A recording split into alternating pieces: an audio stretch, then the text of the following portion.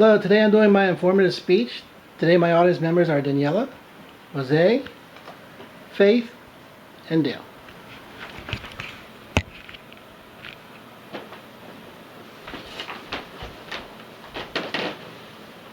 And my name is Paul Ladon.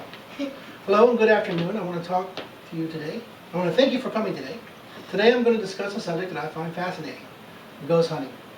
I'm going to cover a little background on the subject, such as history, tools, and locations, and a little personal insight. Let me ask you, have you ever seen a shadow out of the corner of your eye, or when you turned to see something, there was nothing there? Or felt a cool touch across your skin, but there was no breeze? Or maybe you felt the hairs on the back of your arm stand straight up? Or maybe you even heard footsteps upstairs, but you knew nobody was home? Yes, these may be natural occurrences, but such things as static buildup in your body as you walk across a carpeted floor with your socks on, or lights outside your house that cast strange shadows across your walls, or even your house settling. Or maybe, just maybe, you saw a ghost. But now in Merriam-Webster's dictionary, ghost is defined as the soul of a dead person which appears to the living. And ghost hunting is the process of investigating locations in the hopes of finding evidence of ghosts and their presence. Now, ghostly activity is commonly referred to as paranormal activity, which is the activity of something very strange and not able to be explained by what scientists know about nature in the world. While most people believe ghost hunting is a relatively modern activity created by movies such as Ghostbusters and Paranormal Activity, and TV shows such as the Sci-Fi Channel's Ghost Hunters and Travel Channel's Ghost Adventures, it actually has been around for quite some time. There's actually documentation of an investigation of a haunted house in Athens around 100 AD. And the oldest paranormal research organization was established in 1862 in London, England. This organization was called the Ghost Club. This group had such famous members as Charles Dickens and Sir William Crookes, who was a famous British chemist, physicist, and spiritualist. Now let's get to the topic at hand, ghost hunting. First, I'd like to go over some of the tools I use in this endeavor. I use a common digital camera, such as this one here. I also use a voice recorder, such as this one here. And I use what's commonly called a ghost box or spirit recorder.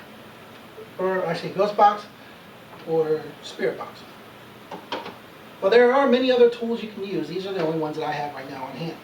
Now, I use the digital camera to capture photographs of orbs, which are spirits of energy, which are orbs which are spirit energy, and other light anomalies which are not seen by the naked eye.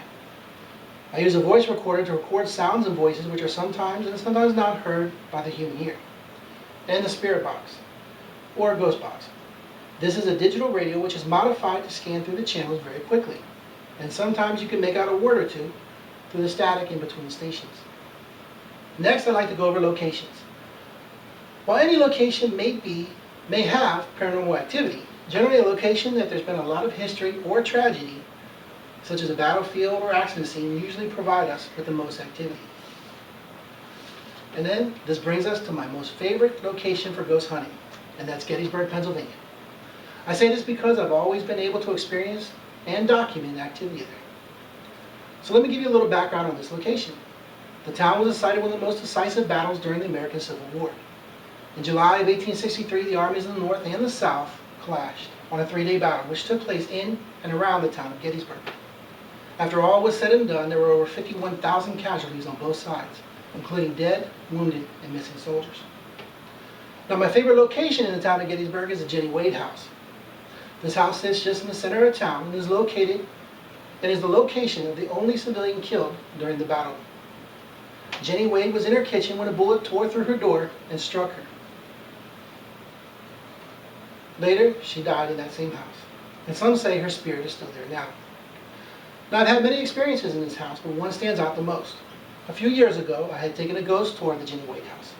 This is where a tour guide takes you around the house after explaining a little bit about the history of the location, and then they let you investigate a little bit. Excuse me.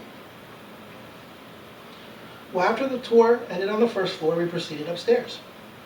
And after we completed the tour upstairs, the group and the guide proceeded back downstairs to the first floor. I generally make it a habit of staggering behind. And this evening I was sure glad I did. I was in the bedroom near the stairwell with my daughter and son-in-law when all of a sudden the door of one of the dressers opened up all by itself. I walked over to the dresser to make sure the door hadn't opened on its own due to the vibration of all the people in the house. I went ahead and pushed the door back closed. As I pushed it, I realized there was a latch inside, and it took a great deal of force to actually force it closed, and it did stay closed. When I tried to pull it back open, it was very hard to open back up. Then I stepped back and I asked the ghost, "You think you can open this door again?" And it did. It opened by itself again. Now by this time the tour guide realized that we were upstairs and called us to rejoin the group. I replied to the tour guide that the door was opening all by itself, and all of a sudden the whole group rushed upstairs. So I closed the door again to show everybody what had happened. I stepped back and I said, "Can you open it again?" Unfortunately this time the door didn't open. I guess all the people scared the ghost away.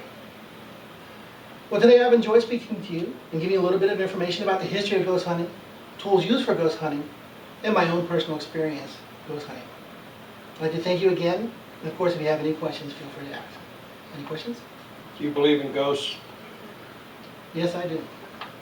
All